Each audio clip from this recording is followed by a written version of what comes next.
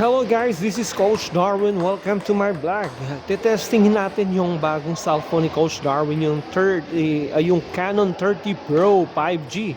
Napakababisa at napakaganda pala nito ng camera guys. Hindi ko subok akalain, akala ko ah, parang normal lang pero ang ganda pala. So, let's try this one.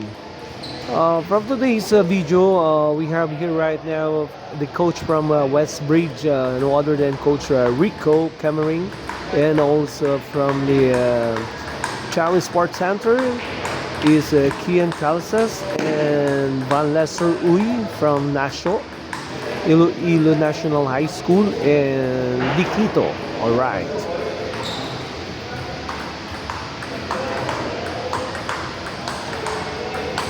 So, and today's host for today is Coach Darwin. All right. It's February 4th, 2005, and what is this? My goodness! Why you throw your racket, my friend, Diquito? All right. Grabe, sa sobrang lakas ni paring Diquito, hinagis yung raketa. May ganon. Alright, all here at Chawi Sports Center. So shout out dyan sa aming pinaka-big boss, Boss Toto Paul and Ma'am Chawi Harder, and also hindi nagpapahuli ang pinaka-poging presidente, no other than First Jeric Bonilla. And syempre yung muse is Ma'am Tang Bonilla. And shout out also to Sir Hab Sporty4. Thank you very much for one of the sponsor of Van Lesser Uy at Chawi Sports Center.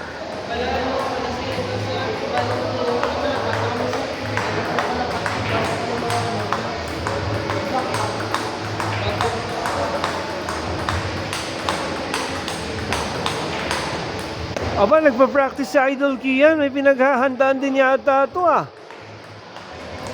Saan kaya punta ni Idol Kian? Bacolod din ba?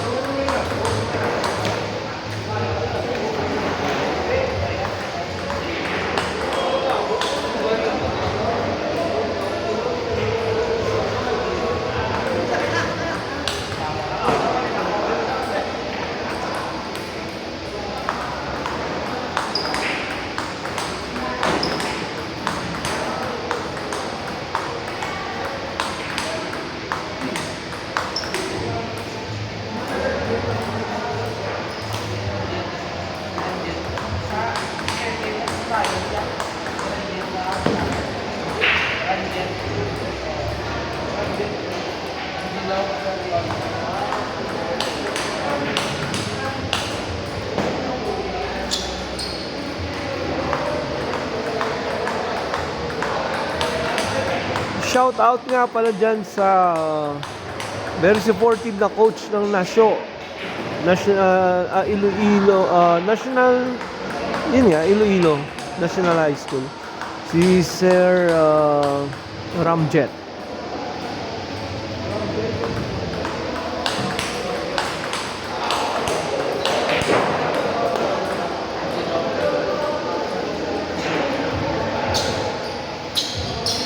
Yung coach pala nila si Sir Ranjet Angelo Periol of Nasyo, Iloilo National High School.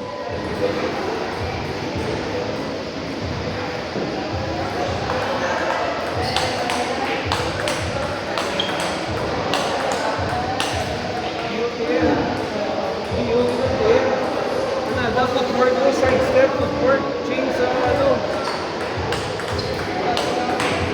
Na Salaya, footwork mo.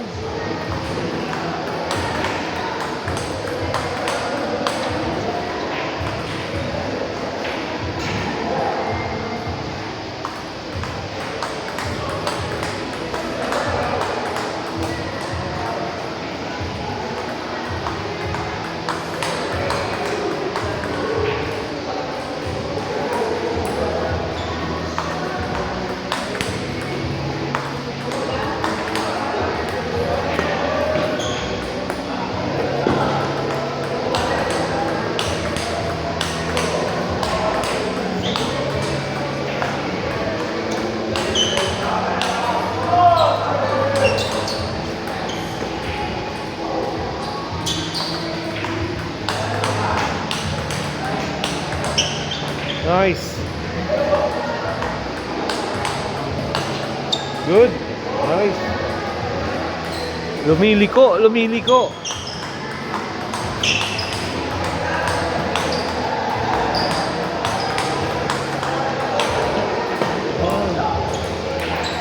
Emphasize yung footwork.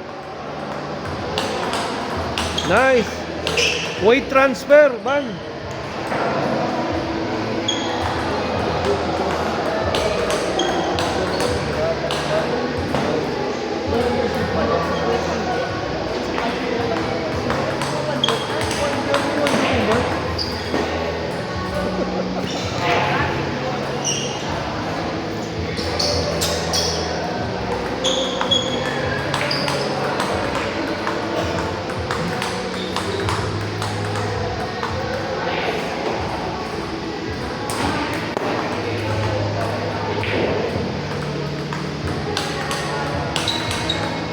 Nice. Sige pa. Weight transfer.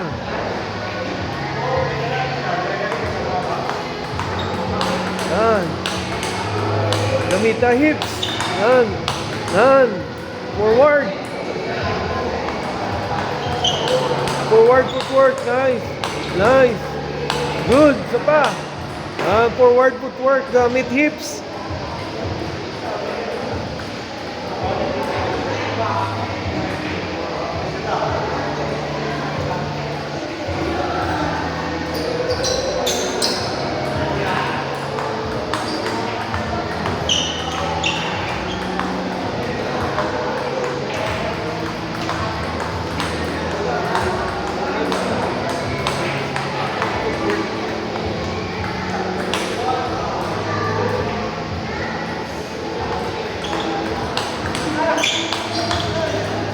Yan. Good. Very good. That's it. That's right. Muna ya. Sakto na. Anaga. Timing. Accuracy. Nice. Nice pa. Good. Isa pa. Good. Nice one.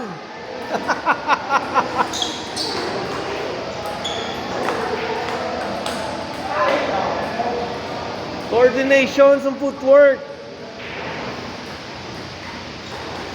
Speed, power. Weight transfer. Nice. Good. Nice one. Hips.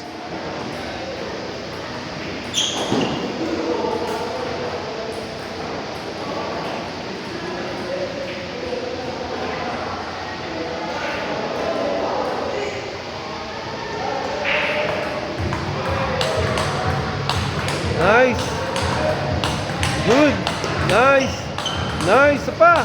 Good. Nice one. Bending. Nice. Good. Very good. Forward.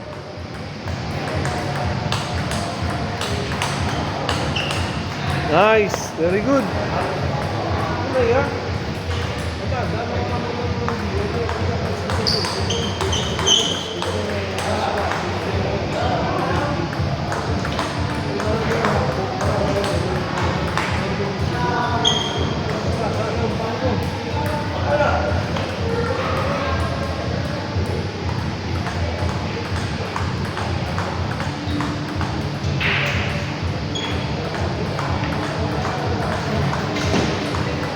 Alam nyo kasi guys, there are two kinds of person in terms of in sports. Number one, it's player, and number two is athlete. Kasi pag player, practice lang yan pag may laro. Pero pag athlete ka, may laro at sa wala, you have to discipline yourself. Kailangan mo talagang magbatak. Kailangan mo talagang mag-practice para pagdating na ng laro, konting replenish na lang at saka konting finishing na lang ng mga strokes mo. In tune ka na kagad sa bola mo. Pero pag player, yun nga, more pahinga. Naiisip palagi pahinga. Pagod, ganito, dami nga na yan. Eche-boreche yan. So number one, kailangan mayroon kang disiplina sa sarili. Kailangan mayroon kang time frame in practicing. Hindi yung pag may nararamdaman ka sa katawan, sasabihin mo, coach, wag mo na ako magpa-practice. That's wrong decision. Dapat mong mag-ensayo. Kailangan on-season and off-season. Kailangan handa ka sa lahat ng laban. Mindset yan eh. Kasi halimbawa, sabihin natin, yung score is 10 ka. Tapos yung kalaban mo is 6. Meron kadalasan mga atleta, yung ginangyayari, akala nila secure na sila. Nasa 10 na sila eh. One point na lang, mananalo na. Ngayon, nagpapahinga sila. Mali yun. Kailangan, pag nasa mesa ka, you have to bear in mind na no mercy talaga sa kalaban. Tatapusin mo talaga yung laban. No matter what happened. Hindi yung kaya yung iba nape-pressure. Pag hinabol na sila ng kalaban, nagiging 10-8 na, ayun na, wala na. Mental block na agad. Hanggang wala na. Pagka-juice, wala na. Lugi na, talo na. Yun nga, lamang ka na, talo ka pa. Yan yung mga mental mindset ng mga players. But pag mindset ng mga athlete, talagang no mercy yan pagdating sa laro. Oo. Kailangan tatapusin talaga yung meron kang pang end game, ika nga, di ba?